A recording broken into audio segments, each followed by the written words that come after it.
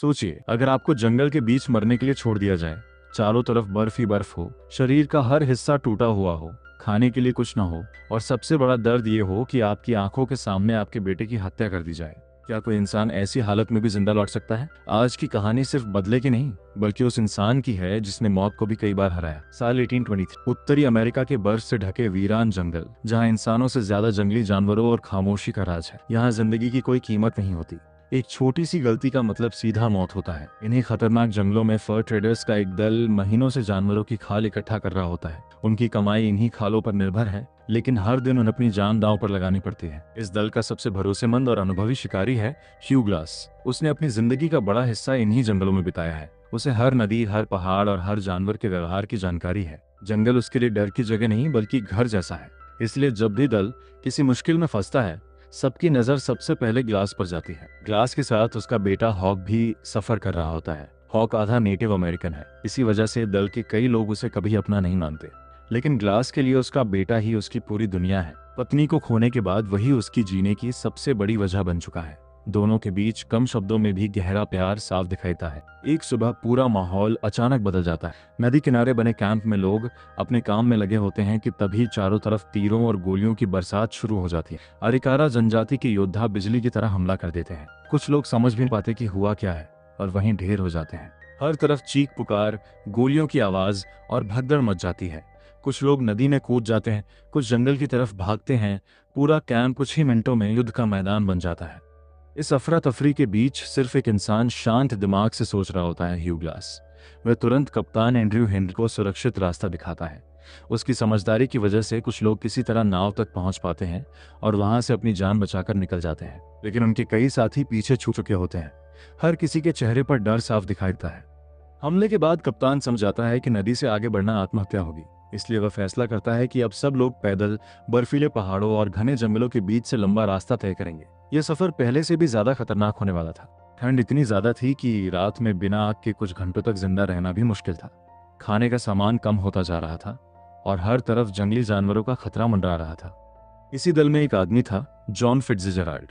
बाहर से वह बहादुर दिखता था, लेकिन अंदर से बेहद लालची, स्वार्थी और नफरत से भरा हुआ इंसान था। उसे ग्लास की समझदारी से जलन होती थी। हॉक को वह बार बार उसकी नस्ल की वजह से अपमानित करता था। कई बार ग्लास उसे रोकता, लेकिन वह जानता था कि इस समय आपस की लड़ाई पूरे दल को खतरे में डाल सकती है, इसलिए वह अपने गुस्से को दबा लेता है। अगले दिन ग्लास हमेशा की तरह सबसे आगे निकलता है ताकि सुरक्षित रास्ता ढूंढ सके। जंगल पूरी तरह शांत होता है, सिर्फ बर्फ पर पड़ते उसके कदमों की आवाज सुनाई देती है। अचानक झाड़ियों के पीछे से हल्की सी सरसराहट होती है। ग्लास समझ जाता है कि आसपास कोई बड़ा जानवर है। वो धीरे धीरे पीछे हटने की कोशिश करता है, लेकिन तभी एक विशाल ग्रिजली भालू अपने दो बच्चों के साथ बाहर निकल आता है। भालू को लगता है कि ग्लास उसके बच्चों के लिए खतरा है। अगले ही पल वह पूरी ताकत से ग्लास पर टूट पड़ता है। इतना भयानक हमला शायद ही किसी इंसान ने कभी देखा हो। भालू अपने भारी पंजों से ग्लास को कई बार जमीन पर पटकता है। उसके नुकीले नाखून ग्लास की पीठ और सीने को चीर देते हैं। ग्लास दर्द से चीखता है, लेकिन हार नहीं मानता। कभी वह छुरी निकालने की कोशिश करता है, कभी बंदूक तक पहुंचने की। कई बार ऐसा लगता है कि अब उसकी सांसें रुक जाएंगी। काफी देर तक मौत से लड़ने के बाद आखिरकार ग्लास अपनी आखिरी बची हुई ताकत से भालू के शरीर में छुरी घोंप देता है। कुछ पल बाद भालू वहीं गिर जाता है। लड़ाई खत्म हो चुकी होती है, लेकिन जीतने वाला भी लगभग मर चुका होता है। जब उसके साथी वहां पहुंचते हैं तो उनके पैरों तले जमीन खिसक जाती है। ग्लास का चेहरा पहचानना मुश्किल हो जाता है। उसकी सांसें बहुत धीमी चल रही होती हैं। पूरा शरीर खून से भीगा होता है और वह बोल भी नहीं पा रहा होता। कुछ लोग कहते हैं कि अब उसे यहीं छोड़ देना चाहिए क्योंकि वह नहीं बचेगा, लेकिन कप्तान हेनरी ऐसा करने से मना कर देता है। वह कहता है कि जब तक ग्लास की सांस चल रही है, उसे अकेला छोड़ना इंसानियत के खिलाफ होगा। ह्यू ग्लास की हालत इतनी खराब हो चुकी होती है कि वह ठीक से सांस भी नहीं ले पा रहा होता। उसकी पीठ का मांस भालू के पंजों से बुरी तरह फट चुका होता है। पसलियां टूट चुकी होती हैं और पूरे शरीर से लगातार खून बह रहा होता है। फिर भी उसकी आंखें खुली होती हैं। ऐसा लगता है जैसे वह मौत को अपने सामने देखकर भी हार मानने को तैयार नहीं है।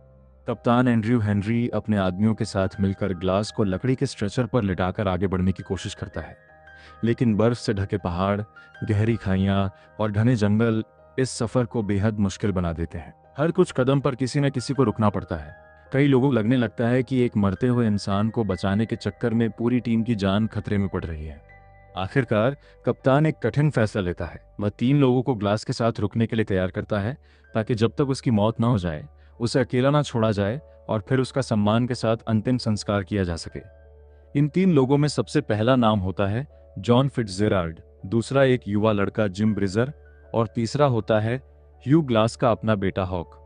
जैसे ही बाकी दल वहां से चला जाता है, फिट्जजेराल्ड का असली चेहरा सामने आने लगता है। उसे न ग्लास की जान की परवाह होती है और न ही हॉक की भावनाओं की। उसकी नजर सिर्फ उस इनाम पर होती है जो कप्तान ने इन तीनों को रुकने के बदले देने का वादा किया था। वह बार बार ब्रिजर को समझाता है कि ग्लास अब कभी नहीं बचेगा और यहाँ रुकना बेवकूफ़ी है, लेकिन हॉक अपने पिता को छोड़ने के लिए तैयार नहीं होता। वह दिन रात उनकी देखभाल करता है, उन्हें पानी पिलाता है और उम्मीद करता है कि शायद कोई चमत्कार हो जाए। ये देखकर फिट्जजेराल्ड और भी चिढ़ जाता है। उसके अंदर पहले से भरी नफरत अब खुलकर बाहर आने लगती है। एक दिन फिट्जजेराल्ड और हॉक के बीच बहस इतनी बढ़ जाती है कि हॉक अपने पिता का बचाव करने लगता है। गुस्से में अंधा फिट्जजेराल्ड अचानक चाकू निकालता है और हॉक के सीने में घोंप देता है। सबसे दर्दनाक बात यह होती है कि ह्यू ग्लास ये सब अपनी आंखों के सामने देख रहा होता है। वह अपने बेटे की तरफ रेंगने की कोशिश करता है, चीखना चाहता है, लेकिन उसका शरीर उसका साथ नहीं देता। उसके गले से आवाज तक नहीं निकलती। हॉक धीरे धीरे अपने पिता की तरफ देखता है और कुछ ही पलों में उसकी सांस हमेशा के लिए रुक जाती है। यह पल फिल्म का सबसे भावुक और दिल तोड़ देने वाला दृश्य बन जाता है। एक पिता अपनी आंखों के सामने अपने बेटे को मरते हुए देखता है, लेकिन उसे बचाने के लिए कुछ भी नहीं कर सकता। फिट्जजेराल्ड यही नहीं रुकता। वह ब्रिजर से झूठ बोलता है कि अरिकारा योद्धा बहुत करीब पहुंच चुके हैं और अगर वे अभी नहीं भागे तो सब मारे जाएंगे। फिर वह जिंदा ह्यू ग्लास के लिए एक उथली सी कब्र खोदता है, उसे उसी में धकेल देता है और ऊपर से मिट्टी डालना शुरू कर देता है। ग्लास की सांस अभी भी चल रही होती है, उसकी आंखों से आंसू बह रहे होते हैं। वह पूरी ताकत से हिलने की कोशिश करता है, लेकिन उसका शरीर बिल्कुल जवाब दे चुका होता है। फिट्जजेराल्ड उसकी बंदूक, चाकू और बाकी सारा सामान भी लेकर चला जाता है। जाते जाते वह ब्रिजर से कहता है कि ग्लास मर चुका है। अब उस बर्फीले जंगल के बीच एक घायल इंसान जिंदा दफन हो चुका था। ह्यू ग्लास की आंखें धीरे धीरे खुलती हैं। उसके ऊपर मिट्टी की मोटी परत जमी होती है। सांस लेना भी मुश्किल हो चुका होता है। पूरा शरीर दर्द से तड़प रहा होता है, लेकिन उसके दिमाग में सिर्फ एक ही तस्वीर घूम रही होती है, अपने बेटे हॉक की आखिरी सांसें। वही दर्द उसे मरने नहीं देता। वह अपनी बची हुई ताकत से मिट्टी हटाना शुरू करता है। कई मिनटों की जद्दोजहद के बाद आखिरकार उसका हाथ जमीन के ऊपर निकल आता है और वह किसी तरह उस कब्र से बाहर निकलने कामयाब हो जाता है। लेकिन असली संघर्ष अब शुरू होता है। ह्यू के पास न बंदूक बची है, न खाना, न घोड़ा और न ही कोई साथी। उसका शरीर इतनी बुरी तरह टूट चुका होता है कि वह ठीक से खड़ा भी नहीं हो पाता। इसलिए वह बर्फ पर घिसट घिसट कर आगे बढ़ना शुरू करता है। हर इंच का सफर उसके लिए किसी युद्ध से कम नहीं होता। उसके जख्मों से लगातार खून बह रहा होता है। ठंडी हवा उन घावों को और भी दर्दनाक बना रही होती है, लेकिन वह रुकता नहीं। रास्ते में उसे अपने बेटे की यादें बार बार परेशान करती हैं। उसे अपनी दिवंगत पत्नी के शब्द भी याद आते हैं, जो हमेशा कहती थी कि बदला इंसान की आत्मा को भी शांति नहीं देता, लेकिन जीने की उम्मीद कभी मत छोड़ना। यही बातें उसे मानसिक रूप से टूटने से बचाती हैं। कुछ दूर जाने के बाद ह्यू एक मरे हुए घोड़े का शव देखता है। ठंड इतनी भयानक होती है कि अगर वह खुले में रात बिताए तो सुबह तक उसकी मौत तय है। मजबूर होकर वह घोड़े के पेट को चाकू से काटता है और उसके अंदर जगह बनाकर पूरी रात उसी के भीतर बिताता है। बाहर बर्फीला तूफान चलता रहता है, लेकिन घोड़े का शरीर उसे जमकर मरने से बचा लेता है। ये दृश्य दिखाता है कि जिंदा रहने के लिए इंसान किन हदों तक जा सकता है। अगले दिन उसकी मुलाकात एक बुजुर्ग नेटिव अमेरिकन से होती है। वह ह्यू की हालत देखकर उसे खाना देता है, उसके घाव साफ करता है और बिना किसी स्वार्थ के उसकी मदद करता है।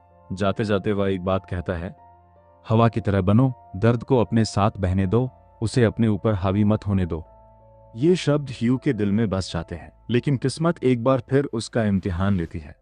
कुछ ही समय बाद फ्रेंच सैनिक उस बुजुर्ग को पकड़ लेते हैं और बेरहमी से मार डालते हैं। ह्यू दूर खड़ा सब कुछ देखता है, लेकिन खुद घायल होने की वजह से उसकी मदद नहीं कर पाता। ये एक और पल होता है जो उसे इंसानों की क्रूरता का एहसास कराता है। कई दिनों की भूख, ठंड और दर्द झेलने के बाद आखिरकार ह्यू किसी तरह कप्तान एंड्रयू हेनरी के कैंप तक पहुंच जाता है। जब लोग उसे जिंदा देखते हैं तो किसी को अपनी आंखों पर यकीन नहीं होता। सबको लगा था कि वह कब मर चुका होगा, लेकिन ह्यू मौत को हराकर वापस लौट आया था। अब उसके सामने सिर्फ एक ही मकसद बचा था, जॉन फिट्जजेराल्ड। लेकिन उसे पता चलता है कि फिट्जजेराल्ड कप्तान के पैसे चुराकर भाग चुका है। उसने सबको यह यकीन दिलाया था कि ह्यू मर गया है। अब वह कहीं दूर भागने की कोशिश कर रहा है। ह्यू अपने शरीर के हर जख्म को नजरअंदाज करके एक बार फिर उस बर्फीले जंगल की ओर निकल पड़ता है। इस बार वह रास्ता ढूंढने नहीं बल्कि अपने बेटे के हत्यारे को ढूंढने जा रहा था। ह्यू ग्लास अब पहले वाला इंसान नहीं रहा था। उसका शरीर अभी भी गहरे जख्मों से भरा हुआ था, लेकिन उसका इरादा पहले से कहीं ज्यादा मजबूत हो चुका था। कई हफ्तों तक मौत से लड़ने के बाद अब उसकी मंजिल सिर्फ एक थी, जॉन फिट्जजेराल्ड। हर कदम पर उसे अपने बेटे हॉक का चेहरा याद आता और वही याद उसके अंदर बदले की आग को जिंदा रखती थी। उधर फिट्जजेराल्ड को भी खबर मिल जाती है कि ह्यू ग्लास जिंदा है। पहले तो उसे यकीन ही नहीं होता। जिस आदमी को उसने अपनी आंखों से जिंदा दफनाया था वह वापस कैसे आ सकता है। लेकिन धीरे धीरे उसके अंदर डर पैदा होने लगता है। उसे महसूस होने लगता है कि अब उसका अतीत उसका पीछा करने आ रहा है। कुछ समय बाद ह्यू कप्तान एंड्रयू हेनरी के कैंप तक पहुंचता है और पूरी सच्चाई बता देता है। कप्तान को जैसे ही पता चलता है कि फिट्जजेराल्ड ने न सिर्फ हॉक की हत्या की बल्कि उसके साथ भी विश्वासघात किया, वह गुस्से से भर उठता है। वह तुरंत अपने कुछ लोगों के साथ फिट्जजेराल्ड को पकड़ने निकल पड़ता है, लेकिन फिट्जजेराल्ड पहले ही कप्तान के पैसे चुराकर भाग चुका होता है। कप्तान उसका पीछा करते हुए आखिरकार उसके करीब पहुंच जाता है। फिट्जजेराल्ड समझ जाता है कि अब बचना मुश्किल है। वह बिना कुछ सोचे कप्तान पर गोली चला देता है। गोली लगते ही कप्तान वहीं गिर जाता है। अपने लालच और डर में अंधा हो चुका फिट्जजेराल्ड एक और निर्दोष इंसान की जान ले लेता है और घोड़े पर बैठकर बर्फीले जंगल की ओर भाग जाता है। जब ह्यू को कप्तान की मौत का पता चलता है तो उसके अंदर का गुस्सा और भी बढ़ जाता है। अब यह सिर्फ अपने बेटे का बदला नहीं था बल्कि अपने ईमानदार कप्तान के लिए इंसाफ की लड़ाई भी बन चुकी थी। ह्यू अकेला ही फिट्जजेराल्ड का पीछा शुरू करता है। दोनों बर्फीले पहाड़ों, जमी हुई नदियों और घने जंगलों के बीच एक दूसरे का पीछा करते रहते हैं। आखिरकार एक जमी हुई नदी के किनारे दोनों आमने सामने आ जाते हैं। इसके बाद शुरू होती है फिल्म की सबसे खतरनाक और भावनात्मक लड़ाई। दोनों के हाथों में चाकू होते हैं।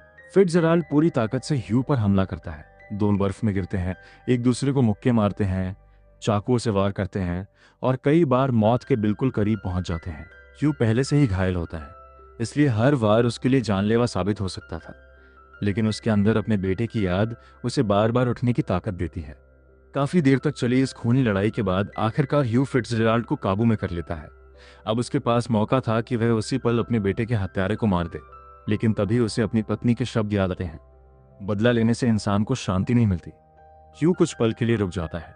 सामने नदी के दूसरी तरफ अरिकारा योद्धा दिखाई देते हैं, जो अपने बेटी की तलाश में कई दिनों से जंगल में घूम रहे थे। ह्यू फिट्जजेराल्ड को मारने के बजाय उसे नदी में धक्का दे देता है। तेज बहाव उसे सीधे अरिकारा योद्धाओं की तरफ ले जाता है। जैसे ही अरिकारा योद्धा फिट्जजेराल्ड को पहचानते हैं, वे तुरंत उस पर हमला कर देते हैं। कुछ ही पलों में फिट्जजेराल्ड की कहानी वहीं खत्म हो जाती है। ह्यू अपने हाथों से बदला नहीं लेता, बल्कि इंसाफ को अपना रास्ता चुन लेता है। अरिकारा योद्धा ह्यू को नुकसान नहीं पहुंचाते। वे फिट्जजेराल्ड का अंत करके वहां से चले जाते हैं। बर्फ से ढके उस वीरान जंगल में अब ह्यू बिल्कुल अकेला खड़ा है। उसके चेहरे पर जीत की खुशी नहीं, बल्कि एक अजीब सी खामोशी होती है। उसने अपना बदला तो पूरा कर लिया, लेकिन अपना बेटा कभी वापस नहीं ला सकता था। फिल्म के आखिरी दृश्य में ह्यू धीरे धीरे कैमरे की तरफ देखता है। उसकी सांसें तेज चल रही होती हैं, आंखों में दर्द भी है और सुकून भी। ऐसा लगता है जैसे उसने मौत को हराकर सिर्फ अपनी जिंदगी नहीं बचाई, बल्कि यह साबित कर दिया कि जब तक इंसान के अंदर जीने की इच्छा बाकी है, तब तक दुनिया की सबसे बड़ी मुश्किल भी उसे हरा नहीं सकती। यही वजह है कि द रेवेनेंट सिर्फ बदले की कहानी नहीं है।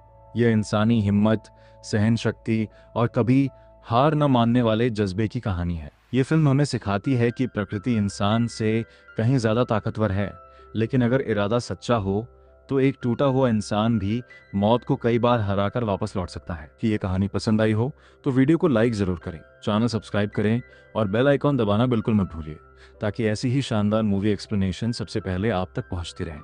अगर आप चाहते हैं कि अगली कौन सी मूवी एक्सप्लेन की जाए तो उसका नाम कमेंट में जरूर लिखें। देखने के लिए आपका दिल से धन्यवाद। मिलते हैं अगली शानदार कहानी के साथ। तब तक के लिए अपना ख्याल रखिए। जय हिंद।